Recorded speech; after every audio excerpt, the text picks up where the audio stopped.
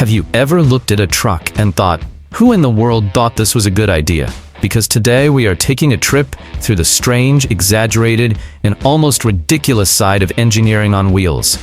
We are going to look at trucks that seem like they came out as a futuristic cartoon, a mechanical nightmare, or a meeting where somebody said, what if we made it unlike anything else on the road? There are trucks that look like spaceships, military machines that challenge common sense, projects built to impress crowds, monsters made just to grab attention, and even trucks so advanced for their time that many people could barely believe they were real. But let's be clear, when we call them dumb, we are not saying they were weak or simple. Quite the opposite. Many of these trucks were powerful, rare, bold, and even brilliant in some ways. But their ideas were so far outside the box that they ended up becoming some of the wildest creations ever put on wheels. So the real question is, how far can human imagination go when you mix heavy-duty engineering, ambition, excess, and a good dose of creative madness? Stay with me until the end, because the last truck on this list feels less like a real vehicle and more like a mechanical dare. Colani Truck. At first glance, the Colani Truck looked less like a semi-truck and more like an experimental spaceship that accidentally landed on the highway. Created by German designer Luigi Colani, it became especially famous during the 1970s and 1980s, when saving fuel through aerodynamics seemed like the smartest path toward the future. The idea was bold. Use rounded shapes, a forward cab, a massive windshield, and a low nose to slice through the air more efficiently. On paper, it made sense. A truck with less wind resistance could burn less diesel, perform better on the highway, and prove that heavy transport could also look futuristic. But that is exactly why it belongs on this list. The Colani Truck was dumb, in the sense that it promised too much in appearance and concept, but it was not practical in the real world. Many prototypes used conventional truck platforms, usually with a 6-cylinder inline diesel engine, a manual or automated transmission, and rear-wheel drive. In terms of performance, it was not built to be the strongest truck on the road. It was built to be more efficient. Power depended on the base truck used, usually somewhere in the range of a few hundred horsepower, with highway-focused gearing and heavy-duty suspension, similar to what you would find on cargo trucks. The problem was not a lack of creativity. It was too much creativity. The radical cab design made mass production, maintenance, mechanical access, and everyday use much harder. For a working truck driver, repair costs, shop time, and practicality matter a lot more than feeling like you are driving a land rocket. Even so, the Colani Truck became a legend among concept trucks. It reminds us that an idea can be brilliant enough to grab attention, but still far too complicated to work every day. And if this one looks strange because it tried to predict the future, the next one proves that military engineering can get just as excessive. Caterpillar M520 Goer.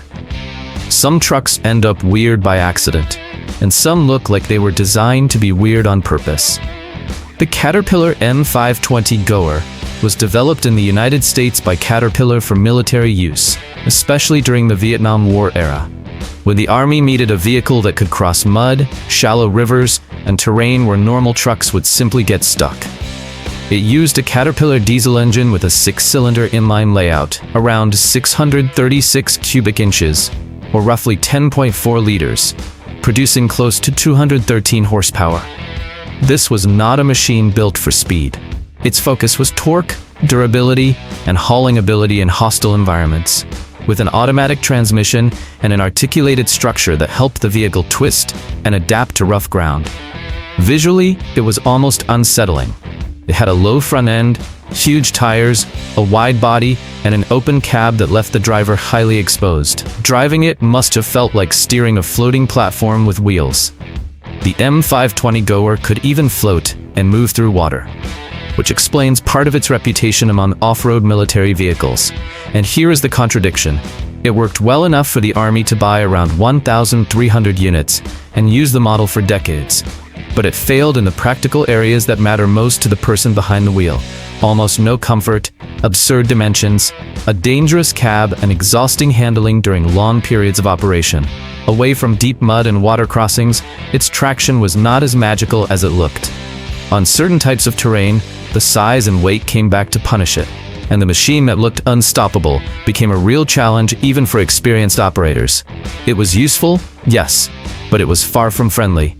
That is why the Caterpillar M520 Goer easily earns a spot on this list. Unusual, and completed important missions, but it seemed to completely ignore the person who had to sit inside it for hours. And if this already looked like an exaggerated military solution, the next truck proves that even a small work vehicle can be a very strange idea. Scammell Scarab. Not every strange truck has to be gigantic. The Scammell Scarab was born in the United Kingdom, produced by Scammell starting in 1948, as the successor to the Scammell mechanical horse. It was built for a very specific job, pulling small trailers around railway stations, docks, factories, and tight urban areas. Under that compact cab, it used a 4-cylinder gasoline engine with about 2 liters of displacement, simple and tough for its time. Power was modest, in the range of just a few dozen horsepower, with a manual transmission and rear-wheel drive, designed more for moving heavy loads at low speeds than for running on the open road. The real trick was at the front. With a single front wheel and an extremely tight turning radius, the Scarab could maneuver in tiny spaces, almost like an industrial cart. Visually, it looked like a mechanical beetle, small, narrow, tall in the cab, and so different that you could never mistake it for any other truck. But the practicality had very clear limits. It could carry up to 6 tons, but it could not go faster than 30 miles per hour. And according to records cited by Lancaster Insurance, it even left the factory without a spare tire. For a heavy-duty work vehicle, that was almost a cruel joke. Imagine depending on it during a tough workday. Loaded, slow, noisy, and stopped by the first flat tire. It was great in the right block, the right yard, and the right station. But outside that controlled little world, it became far too limited for anyone who needed real operating freedom.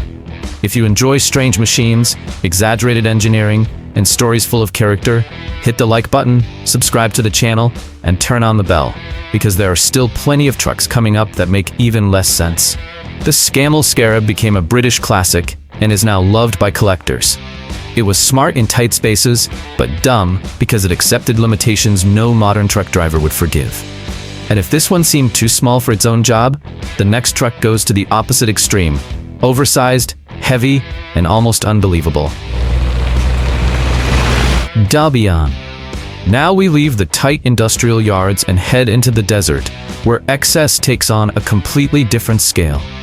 The Dhabiyan was created in the United Arab Emirates by Sheikh Hamad bin Hamdan Al Nahyan, known for his collection of giant and unusual vehicles. And this is not really a work truck. It is a machine built to shock anyone who sees it for the first time. It uses the platform of an Oshkosh N1075 military truck, with a 10x10 layout and 10 massive wheels, which already gives the project an absurd presence. The engine is a Caterpillar 6-cylinder inline diesel, around 15.2 liters, producing approximately 600 horsepower. That is plenty of muscle to move something this large. But power alone does not make a vehicle make sense.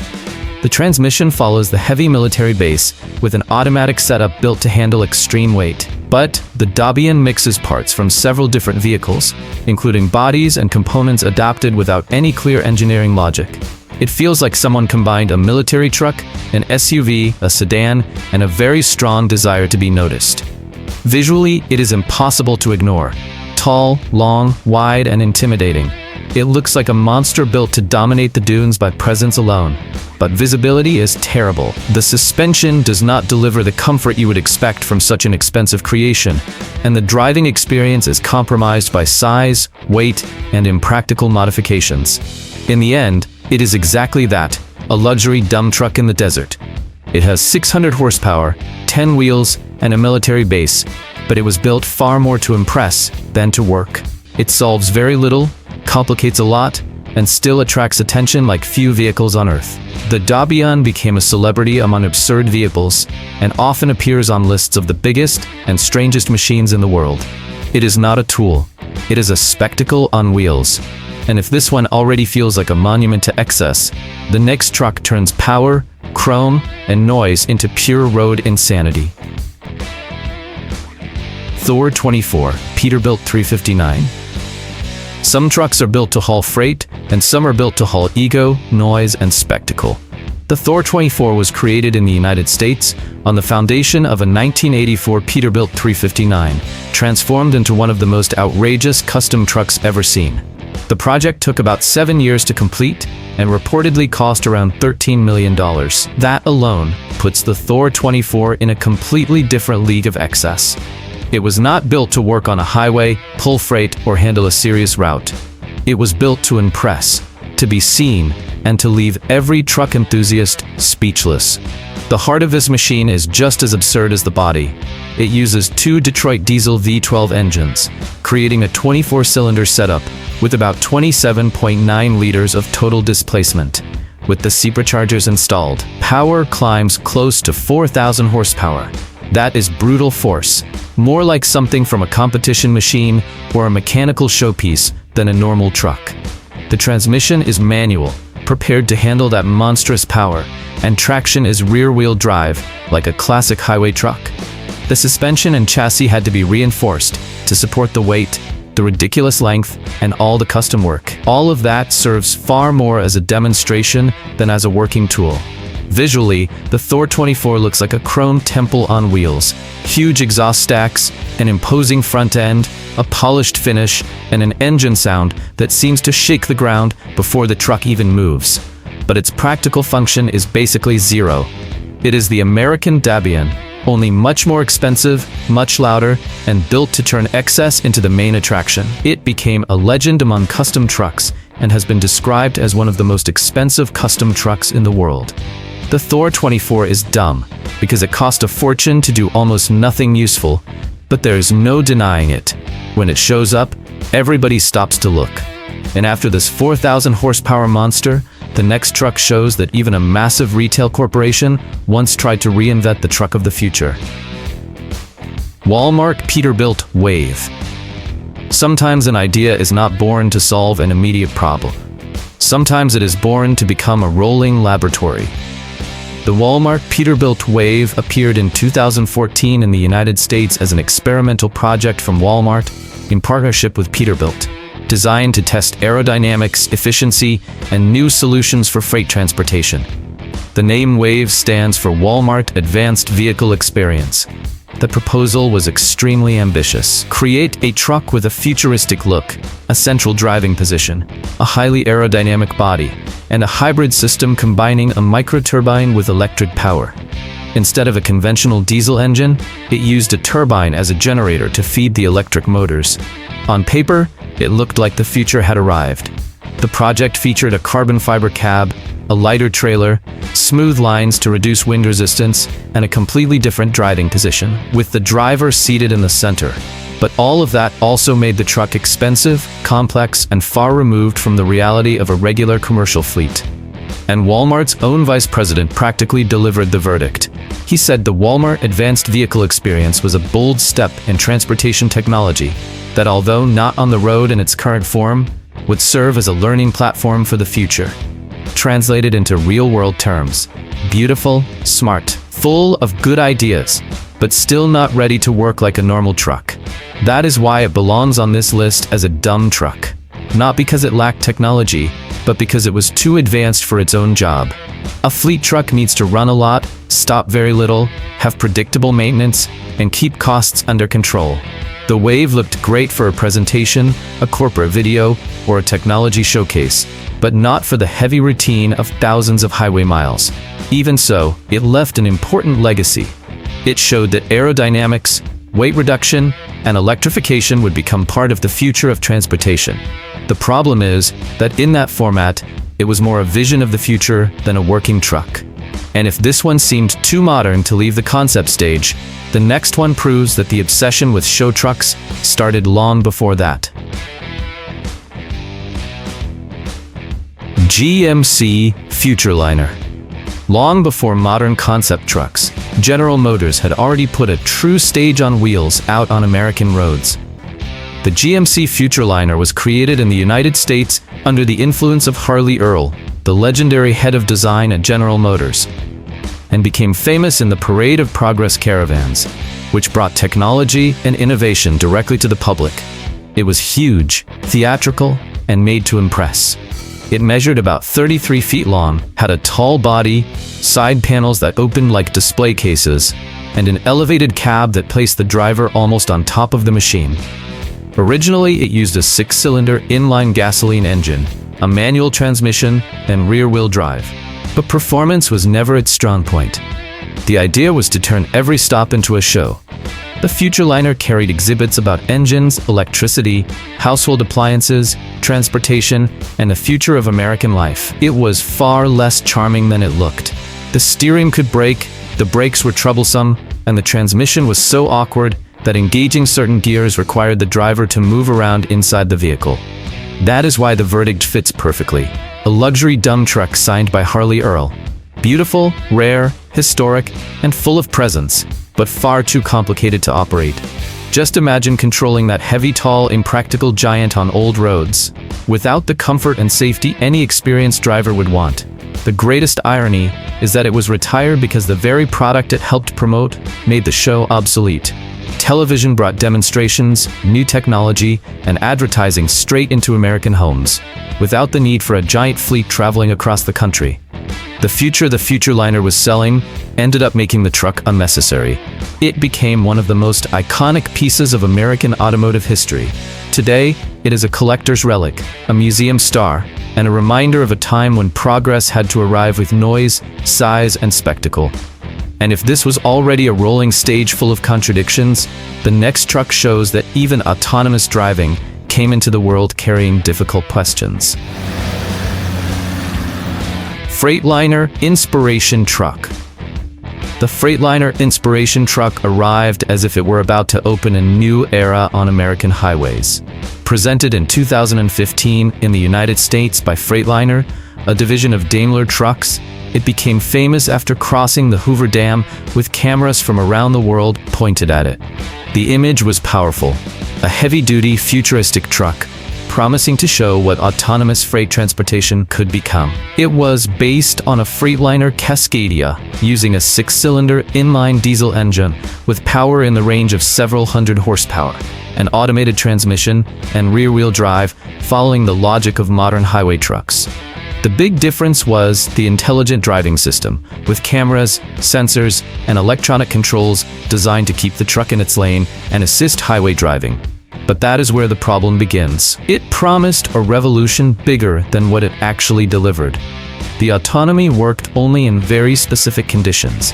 Well-marked highways, good weather, no heavy rain, no urban chaos, and with the driver present the entire time. In practice, it was not a truck that replaced the driver. It was an advanced assistant for controlled situations. That is why it is dumb, because of timing and because the promise was bigger than the delivery. The Hoover Dam spectacle created huge expectations, but after that, the truck almost disappeared from the spotlight. Meanwhile, Tesla, Waymo, and other Silicon Valley companies pushed forward with more noise, more investment, and a much more aggressive story around autonomy. Visually, the Inspiration Truck had a clean, modern, elegant presence, with blue lighting, an aerodynamic cab, and the feel of a show prototype.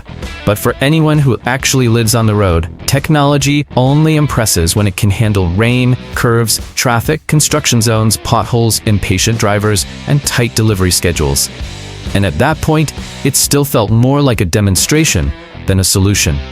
Even so, its importance cannot be erased. The Freightliner Inspiration Truck was a historic milestone, but one that turned to dust far too quickly. It showed the direction, captured the world's attention, and then got swallowed before it could mature. And after so many strange, expensive trucks full of broken promises, it is time to remember what all of them have in common. In the end, these trucks show that not every bold idea becomes a good working machine. Some were too futuristic, too military, too expensive, too strange, or even too smart for their own time. The Colani Truck promised efficiency, but lacked practicality. The M520 Goer served the army, but punished the people who drove it. The Scammell Scarab was useful in tight spaces, but far too limited. And the Dhabiyan and Thor 24 proved that excess can also have wheels, engines, and a whole lot of noise. We also saw the Walmart Peterbilt Wave, the GMC Futurliner, and the Freightliner Inspiration Truck. 3 vehicles that tried to sell the future, but ended up becoming more like symbols, showcases, and historical curiosities than real solutions for the road. Now tell me in the comments, which of these trucks did you find the most absurd? Which one would you want to see in person? And which one do you think was actually a good idea, but badly executed? If you enjoyed this trip through some of the most ridiculous trucks ever built, hit the like button, subscribe to the channel, and turn on the bell. That helps YouTube show this video to more people who enjoy incredible machines, strange stories, and engineering that goes completely off the rails. See you in the next video.